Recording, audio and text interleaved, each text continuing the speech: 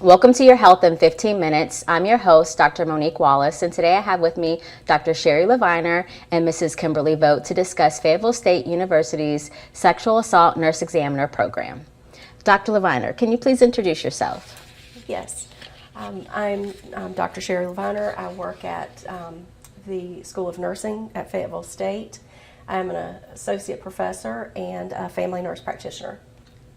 Mrs. Kimberly Vogt? Hi, my name is Kim Vogt. I work with Fayetteville State, obviously, School of Nursing, and I work with Dr. Leviner and Dr. Wallace, and I exclusively work on the Sexual Assault Nurse Examiner program as the program coordinator for that program. Can you explain the program a little bit deeper for us? Absolutely. So for the Sexual Assault Nurse Examiner program that we offer here at Fayetteville State, we have a few different types of pathways.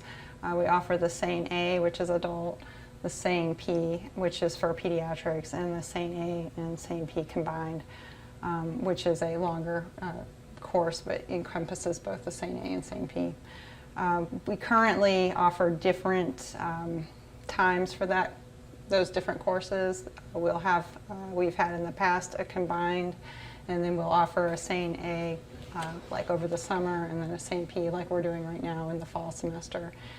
We offer a didactic portion where the students can do a hybrid type learning. We'll do part of it online and part of it they'll come to campus.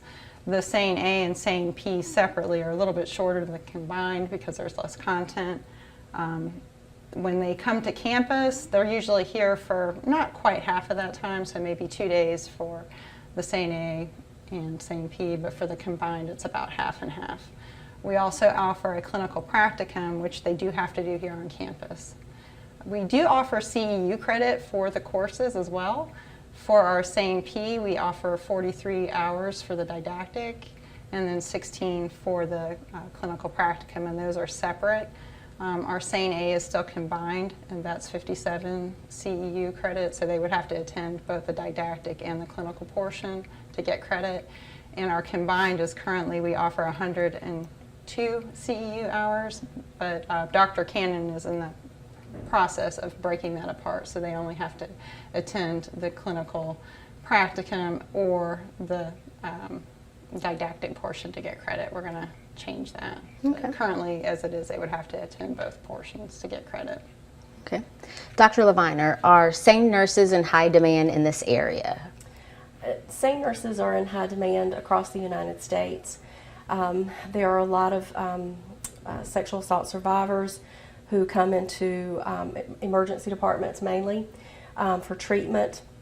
Unfortunately, sexual assault training is not available in most programs for physicians and nurses. So it's difficult to find people who have been specially trained. So this training is important and needed, yes. Okay. And statistical data, how many certified SANE nurses are in North Carolina or this area? We have, the IAFN has 80 registered right now. We have different, we don't have a way to track SANE trained nurses per se. That's just not something that we can specifically speak to and say we know we have this many trained nurses.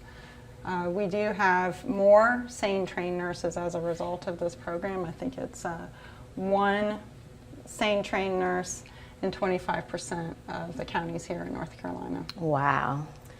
And just to clarify the difference between certified and SANE trained, a SANE trained individual can practice as a SANE nurse.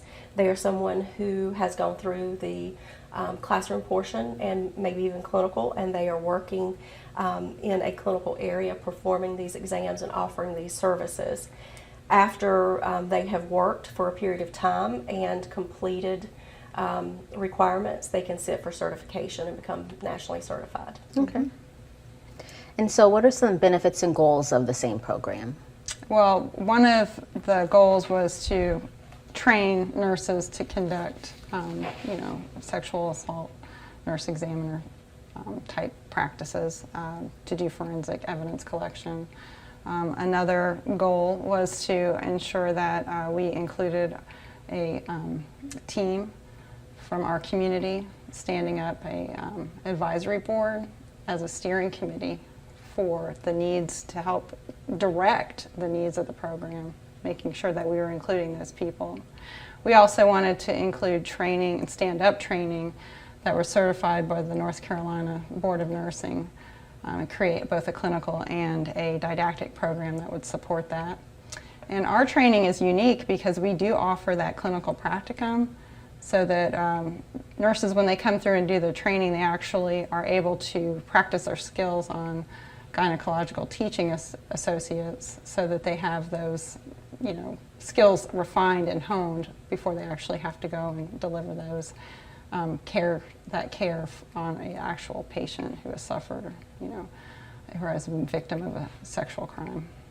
And all of the clinical training is here on campus? Correct, yes. We deliver all of that training here. They come to campus, the GTAs come to campus, and we also offer a portion where when they're completed their training and they go out into the community, they have a little bit of mentorship where they can reach back and talk to our educational consultants or other SANE certified nurses that are out in the community.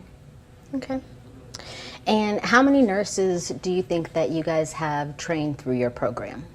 We have 79 that have completed the training to date. We have another 23 who are currently in our SANE P training, and they are scheduled to be completed by December 11th. They've done all of their didactic training, and now they just need to complete their clinical practicum, okay, which will run from December 8th to 11th. Okay. And do you have any upcoming classes? We do. We have a combined SANE A and SANE P coming up for the fall. It'll start in February, and the clinical practicum dates kind of are, the didactic piece runs from February to March. And then we'll have several opportunities for clinical practicum starting in April, May, June. We're trying to stagger it through those 3 months as our goal. Okay. And if someone was interested in registering, what are the qualifications that they must have, and how would they go about doing that? So they just need to be a registered nurse or APRN, doctor, provider. Unfortunately, we can't offer that training to LPNs. And they also would just go to our website, which is located on the Fayetteville State University homepage. You would just navigate to nursing, and it's listed there on the nursing page. Or you could just Google FSU SANE program, and it'll bring you to a link. And they would go there and register. There's a link on the site that they can register on. Okay. Well, I know that, Dr. Leviner, you have some statistical data about sexual violence from the CDC. Can you just tell us some of that information? Sure.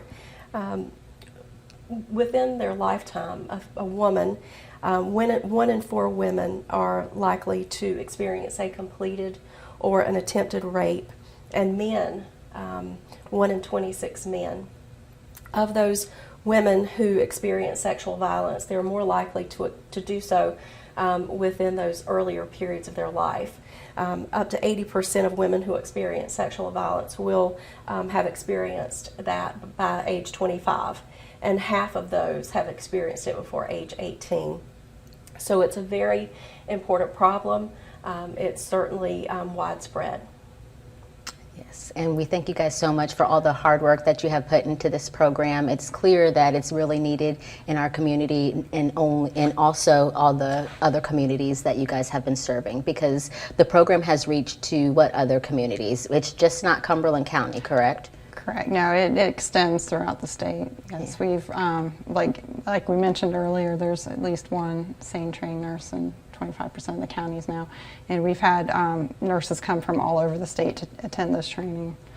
And we've had one from Hawaii. Yes. Wow. Yeah, someone came from Hawaii. Oh my gosh. Yes. That's amazing. Yeah, the word got out, and there were people were coming from all over the place. Even in South Carolina, we've had some interest from that. But fortunately, our educational consultants were able to redirect that individual to some resources there in the state, so they didn't have to make that travel or that trek up here. But yeah, it's been very rewarding to work on the program and to help provide this resource to the community. Well, we thank you so much because it's definitely a needed resource. And I want to thank you both for being here today. This is Your Health in 15 Minutes. Again, I'm your host, Dr. Monique Wallace, and I want to thank Dr. Sherry Leviner and Mrs. Kimberly Vogt for joining us today. Thanks so much. Stay safe and warm.